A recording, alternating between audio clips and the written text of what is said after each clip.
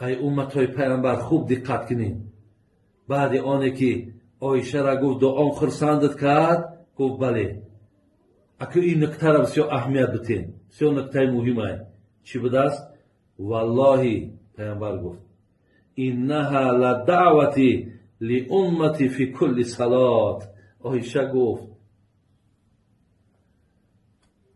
قسم به خدا گفت، قسم به بزرگی الله گفت، همین دعایی که در حق تو کردم که مرا مغفرت، عایشه را مغفرت کن، عایشه را ببخش، از عایشه راضی باش.